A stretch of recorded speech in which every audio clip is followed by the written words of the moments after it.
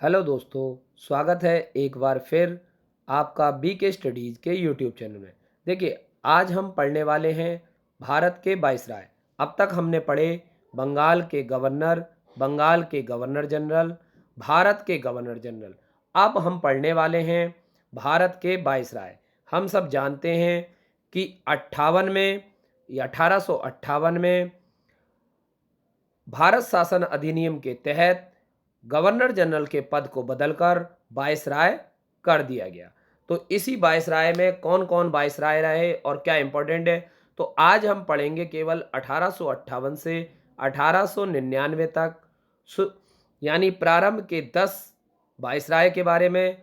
Video के अंत में मैं आपको एक ट्रिक के माध्यम से इनका क्रम और इनके ईयर याद कराऊंगा, लेकिन उसके लिए पहले आपको कॉन्सेप्ट बेस पे पूरा वीडियो देखना होगा। देखिए, जब आप पूरा वीडियो देखते हैं तो आप कॉन्सेप्ट बेस पे मजबूत होते हैं, लेकिन क्रम याद करने के लिए जब भी ऑर्डर सेट करने को आता है सीक्वेंस में, तो उसके लिए आपको ट्रिक काम कर सकती है, लेकिन अधिकांशतः ट्रिक काम नहीं करती। आपका कॉन्सेप्ट मजबूत होना चाहिए। तो हमने कॉन्सेप्ट को आधार बनाया है, ट्रिक केवल आपको हेल्प कर सकती है लेकिन आपका सिलेक्शन नहीं दिला सकती।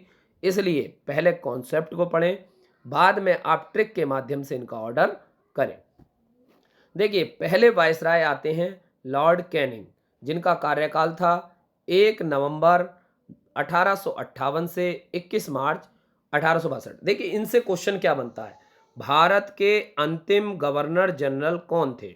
देखिए, भारत के अब जो ब्रिटिश भारत के अंतिम गवर्नर जनरल थे तो कौन थे, तो वो थे लॉर्ड कैनिंग। फिर भारत के प्रथम वायसराय यानी ब्रिटिश भारत के प्रथम वायसराय कौन थे, तो लॉर्ड कैनिंग। तो इनसे अंतिम गवर्नर जनरल पूछ लिया जाता है ब्रिटिश कंपनी द्वारा, या फिर भारत ब्रिटिश सम्राट के अंतर्गत नियुक्त प्रथम वायसराय कौन थे, तो दोनों में ही नाम क्या आएगा, लॉर्ड कैनिंग। 1 नवंबर 1858 को महारानी विक्टोरिया के घोषणा पत्र को इलाहाबाद में हुए दरबार में लॉर्ड कैनिंग द्वारा पढ़ा गया था, जिसमें महारानी विक्टोरिया को भारत की साम्राज्ञी नियुक्त किया गया था। भारत में ईस्ट इंडिया कंपनी का शासन समाप्त और भारत का शासन प्रत्यक्ष रूप से ब्रिटिश शाही के अंतर्गत आ गया था। 1858 में ब्रिटिश संसद द्वारा पारित अधिनियम द्वारा लॉर्ड कैनिंग को भारत का प्रथम वायसराय बनाया गया। भारत का क्या बनाया गया, प्रथम वायसराय। कैनिंग के काल में IPC, Indian penal code, CPC, ठीक है, और सीआरपी जैसी दंड विधियों को भी पारित किया गया। इन नियम के आधार पर हमारी कानून व्यवस्था काम करती है। कैनिंग के समय में ही लंदन विश्वविद्यालय की तर्ज पर 1857 में कलकत्ता, मद्रास और बंबई जैसे विश्वविद्यालयों की स्थापना हुई। 1861 का भारतीय परिषद अधिनियम कैनिंग के समय में ही पास हुआ। कैनिंग के कार्यकाल में ही भारतीय प्रसिद्ध इतिहास यानी इतिहास का प्रसिद्ध नील विद्रोह, तो पूछा जाए कि नील विद्रोह कब हुआ था, तो नील विद्रोह किसके शासनकाल में हुआ था, तो कैनिंग के। इस समय में विधवा पुनर्विवाह अधिनियम 1856 ईस्वी में स्वतंत्र रूप से लागू हुआ। देखिए, विधवा पुनर्विवाह पहले भी हुआ था लेकिन इस समय स्वतंत्र रूप से लागू हुआ, ठीक है। नेक्स्ट, भारतीय दंड संहिता इंडियन पीनल कोड 1861 की स्थापना हुई। 1861 की स्थापना हुई। अब आते हैं दूसरे नंबर के लॉर्ड एल्गिन। लॉर्ड एल्गिन का कार्यकाल 1862 से 1863 तक था। इनकी सबसे महत्वपूर्ण सफलता थी वहाबी आंदोलन का सफलतापूर्वक दमन। इनके समय में वहाबी आंदोलन को पूर्ण रूप से कुचल दिया गया था। लॉर्ड एल्गिन की 1863 में धर्मशाला, हिमाचल प्रदेश में मृत्यु हो गई थी, ठीक। इनके बाद कार्यवाहक बनाए गए थे रॉबर्ट नेपियर, 21 नवंबर 1863 से 2 दिसंबर 1863। सर रॉबर्ट नेपियर को भारत के कार्यवाहक वायसराय के रूप में नियुक्त किया गया। फिर इसके बाद फिर एक और कार्यवाहक बनाए गए, सर विलियम डेनिसन, 2 दिसंबर 1863 से 12 जनवरी 1864, ठीक है। तो यहाँ पर ये आपके बनाए गए कार्यवाहक, कौन बनाए गए? कार्यवाहक। किसके लिए? 63 से लेकर 64 तक के लिए। ठीक है, अब देखिए यहां पर ये आपके कार्यवाहक बने 64 तक। तो देखें क्या अंतर रहा। सर विलियम जॉनसन को भारत के कार्यवाहक के रूप में नियुक्त किया गया। इसके बाद फिर नियुक्ति की जाती है सर जॉन लॉरेंस, 12 जनवरी 1864 से 12 जनवरी 1869। इनके समय में भूटान का युद्ध हुआ था। जॉन लॉरेंस ने अफगानिस्तान में हस्तक्षेप न करने की नीति का पालन किया, क्योंकि इन्होंने अफगानिस्तान के मामलों में हस्तक्षेप नहीं किया। साथ ही वहां के तत्कालीन शासक शेर अली से मित्रता भी की। इनके कार्यकाल में यूरोप के साथ संचार व्यवस्था 1869-70 कायम की गई। जॉन लॉरेंस के कार्यकाल में ही कलकत्ता, बम्बई और मद्रास में उच्च न्यायालयों की स्थापना की गई। देखिए किसके काल में की गई? जॉन लॉरेंस के। लेकिन एक्ट कौन सा था? भारतीय परिषद अधिनियम। तो याद रखेंगे नियम कौन सा था? 1861। और स्थापना कब हुई? जॉन लॉरेंस के काल में। इनके कार्यकाल में पंजाब में काश्तकारी अधिनियम पारित किया गया। पंजाब में कौन सा अधिनियम पारित किया गया? काश्तकारी अधिनियम पारित किया गया। लॉरेंस ने अकाल आयोग का गठन किया तथा भारतीय वन विभाग की स्थापना की। अब आते हैं लॉर्ड मेयो, 12 जनवरी 1869 से 8 फरवरी 1872। देखिए लॉर्ड मेयो की एक अफगानी कैदी द्वारा चाकू मारकर हत्या की गई। ये पीछे एक दृश्य दिखा रखा है, कैदी द्वारा चाकू मारकर हत्या की गई थी। तो इसके बारे में पढ़ लेते हैं, फिर देखते हैं। लॉर्ड मेयो के कार्यकाल में अखिल भारतीय सांख्यिकी बोर्ड का गठन किया गया। अखिल भारतीय सांख्यिकी बोर्ड का गठन किया गया। भारत में अंग्रेजों के समय में प्रथम जनगणना 1872 में लॉर्ड मेयो के समय में हुई थी। लॉर्ड मेयो की उपलब्धि क्या है? प्रथम जनगणना किसके शासनकाल में हुई थी? तो लॉर्ड मेयो के शासनकाल में। मौर्य के काल में यानी मेयो के काल में 1872 में अजमेर और राजस्थान में मेयो कॉलेज की स्थापना की गई। कहाँ पर? अजमेर और राजस्थान में मेयो कॉलेज की स्थापना की गई। 1872 ईस्वी में कृषि विभाग की स्थापना भी मेयो के काल में हुई।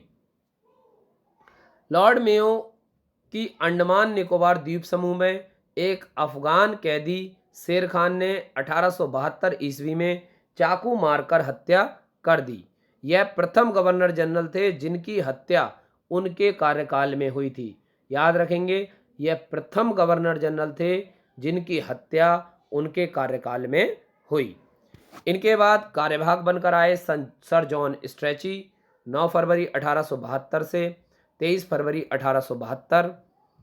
फिर आए सर जॉन स्ट्रेची को भारत के कार्यवाहक वायसराय के रूप में नियुक्त किया गया। द लॉर्ड नेपियर, 24 फरवरी 1872, 3 मई 1872। द लॉर्ड नेपियर को भारत के कार्यवाहक वायसराय के रूप में नियुक्त किया गया। उसके बाद आते हैं लॉर्ड नॉर्थब्रुक, 3 मई 1872 से 12 अप्रैल 1876 तक। 3 मई 1872 से 1876 तक। तो देखिए क्या रहता है इनका। ठीक, देखते हैं। इनके समय में बंगाल में भयंकर अकाल पड़ा। भारत में उसकी नीति करों में कमी, अनावश्यक कानूनों को ना बनाने और कृषि योग्य भूमि पर कर कम करने की थी। कृषि योग्य भूमि पर कम करने की थी।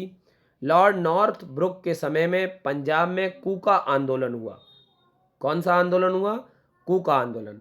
नॉर्थब्रुक ने 1875 में बड़ौदा के शासक गायकवाड़ को पदच्युत यानी पद से हटा दिया।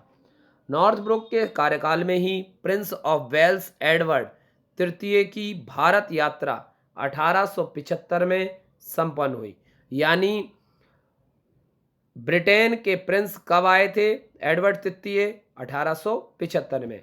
इसी के समय सुएज नहर खुल जाने से भारत एवं ब्रिटेन के बीच व्यापार की वृद्धि हुई। कब? 1869 में। कब हुई? 1869 9 में। 1875 को अलीगढ़ में मॉमडन एंग्लो ओरिएंटल कॉलेज की स्थापना की गई। AMU अलीगढ़ मुस्लिम यूनिवर्सिटी बाद में बनी, पहले बना था Aligarh Mohammedan Anglo oriental college. अब इसके बाद आते हैं नेक्स्ट लिटन।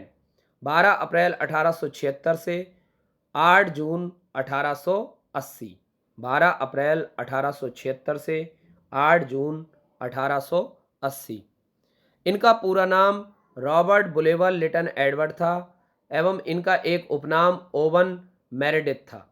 यह एक प्रसिद्ध उपन्यासकार, निबंध लेखक, साहित्यकार एवं साहित्य में ऐसे ओवन मेरेडिथ नाम से जाना गया। इनके समय में बम्बई, मद्रास, पंजाब एवं मध्य भारत में भयंकर अकाल पड़ा। इसने रिचर्ड स्टेची की अध्यक्षता में अकाल आयोग की स्थापना की। लॉर्ड लिटन के कार्यकाल में प्रथम दिल्ली दरबार का आयोजन किया गया। प्रथम दिल्ली दरबार कब लगाया गया? तो 1877 में। कब लगाया गया? 1877 में। ब्रिटेन की महारानी विक्टोरिया को केसरे हिंद की उपाधि से विभूषित किया गया। लिटन ने अलीगढ़ में एक मुस्लिम एंग्लो प्राच्य विद्यालय की स्थापना की। इसके कार्यकाल में 1878 में वर्नाकुलर प्रेस एक्ट पारित किया गया, जिसके कारण कई स्थानीय भाषाओं के समाचार पत्र आदि को विद्रोहात्मक सामग्री के प्रकाशन का आरोप लगाकर बंद कर दिया। इसके समय में शस्त्र एक्ट, आर्म्स एक्ट 1878 पारित हुआ, जिसमें भारतीयों को शस्त्र रखने और बेचने से रोका गया। इसने सिविल सेवा परीक्षाओं में प्रवेश की अधिकतम आयु सीमा घटाकर 19 वर्ष कर दी। लॉर्ड रिपन 8 जून 1880 से 13 दिसंबर 1884। देखते हैं, रिपन ने समाचार पत्रों की स्वतंत्रता को बहाल करते हुए 1882 ईस्वी में वर्नाकुलर प्रेस एक्ट को रद्द कर दिया, जिसके कारण इसे प्रेस का मुक्तिदाता कहा जाता है। प्रेस का मुक्तिदाता किसे कहा जाता है? तो कहा जाता है लॉर्ड रिपन को। इसके बाद इन्होंने क्या किया? रिपन ने सिविल सेवा में प्रवेश की अधिकतम आयु 19 से बढ़ाकर 21 वर्ष कर दी। 19 से बढ़ाकर 21 वर्ष कर दी। प्रथम जनगणना 1872 में मेयो के शासनकाल में हुई थी, किंतु रिपन के शासनकाल में 1881 ईस्वी से नियमित जनगणना की शुरुआत हुई। 1881 में प्रथम कारखाना अधिनियम रिपन के द्वारा लगाया गया। किसके द्वारा लगाया गया? रिपन के द्वारा लगाया गया। रिपन के समय में 1882 में शिक्षा के क्षेत्र में सर विलियम हंटर की अध्यक्षता में हंटर आयोग का गठन हुआ। 1882 में स्थानीय शासन प्रणाली की शुरुआत हुई। 1833 में इलवर्ड बिल विवाद रिपन के समय में ही पारित हुआ, जिसमें भारतीयों को भी यूरोप कोर्ट में जज बनने का अधिकार दे दिया गया था। किसमें? यूरोप कोर्ट में जज बनने का अधिकार दे दिया गया था। इसके अंतर्गत ग्रामीण क्षेत्रों में स्थानीय बोर्ड बनाए गए। जिले में जिला उपविभाग, तहसील बोर्ड बनाने की योजना बनी। नगरों में नगर पालिका का गठन किया गया एवं उन्हें कार्य करने की स्वतंत्रता एवं आय प्राप्त करने के साधन उपलब्ध कराए गए। फ्लोरेंस नाइटिंगेल ने रिपन को भारत का उद्धारक की संज्ञा दी। इन्हें स्थानीय स्वशासन के पिता के नाम से जाना जाता है। किसके? स्थानीय स्वशासन का पिता किसे जाना जाता है? तो लॉर्ड रिपन। इनके बाद आते हैं लॉर्ड डफरिन। 13 दिसंबर 1884 से 10 दिसंबर 1888। डफरिन के काल में 28 दिसंबर 1885 को बंबई में A.O. ह्यूम के नेतृत्व में भारतीय राष्ट्रीय कांग्रेस की स्थापना हुई। इसी समय बंगाल टेनेंसी एक्ट, किराया अधिनियम, अवध टेनेंसी एक्ट तथा पंजाब टेनेंसी एक्ट पारित हुआ। डफरिन के समय में तृतीय आंग्ल बर्मा युद्ध हुआ और बर्मा को भारत में मिला लिया गया। लॉर्ड डफरिन के समय में अफगानिस्तान की उत्तरी सीमा का निर्धारण किया गया। ग्वालियर पर सिंधिया के शासन की पुनर्स्थापना भी डफरिन के काल में ही हुई। लॉर्ड डफरिन के काल में ही 1885 ईस्वी में बंगाल का लगान कानून बना, जिसके अंतर्गत किसानों को भूमि की सुरक्षा की गारंटी दी गई। लॉर्ड डफरिन के समय सर्वाधिक महत्वपूर्ण घटना है 1885 में कांग्रेस की स्थापना होना और उनका पहला अधिवेशन मुंबई में होना। देखिए, कांग्रेस की स्थापना में जो सबसे मुख्य हाथ था वो किसका था? तो वो था A.O. ह्यूम का, और पहली अध्यक्षता किसने की थी? तो व्योमेश मुखर्जी। तो ये चीज भी आपको याद रखनी है। बात आती है अब लॉर्ड लैंसडाउन, 10 दिसंबर 1888 से 11 अक्टूबर 1894।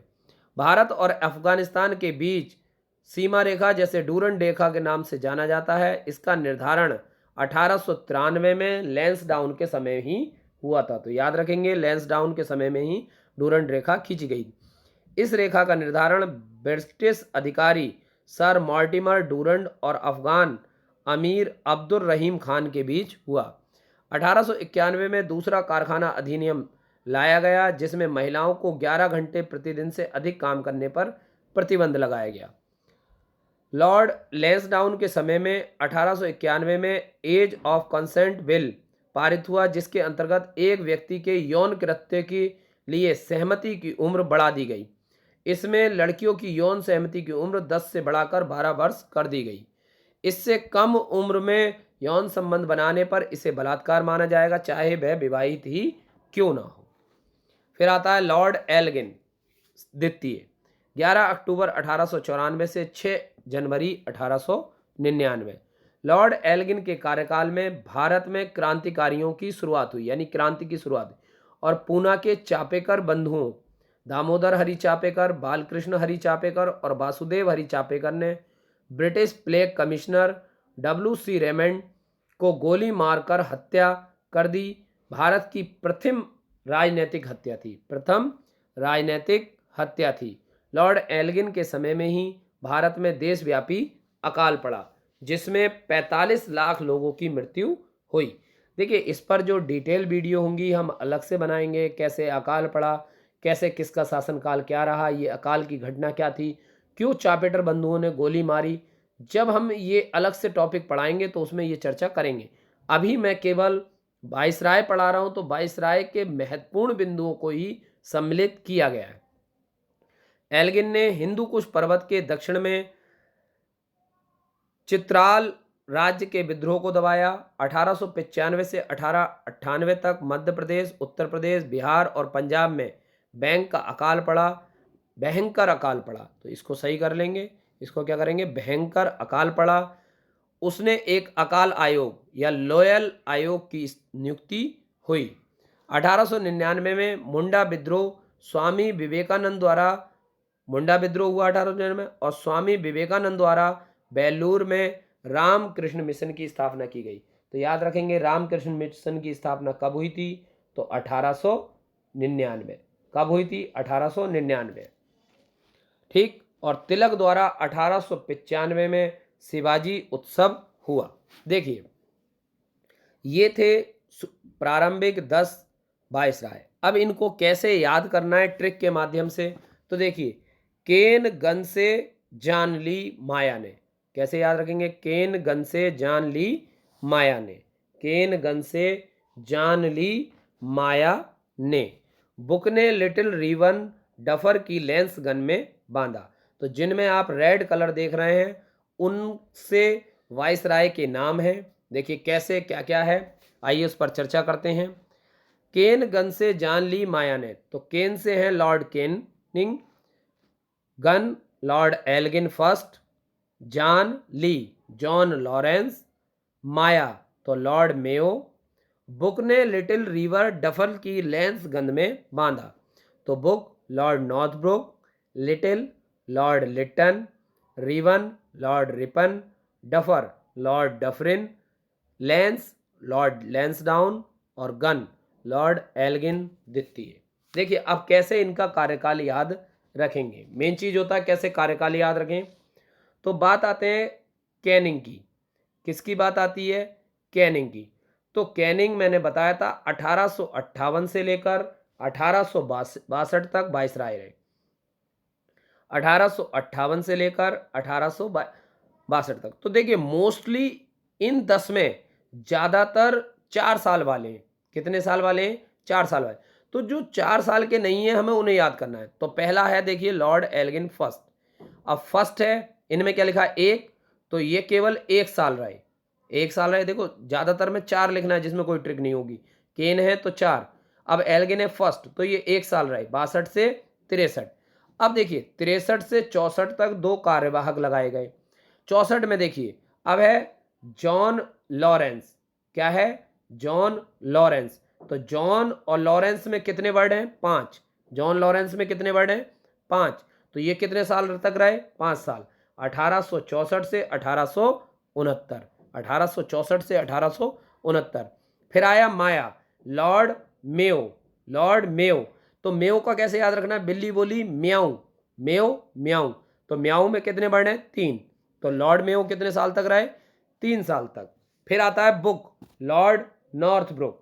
तो देखिए मैंने बताया Lord Northbrook 4, Lord little 4, Lord Ripon 4, Lord Dufferin 4।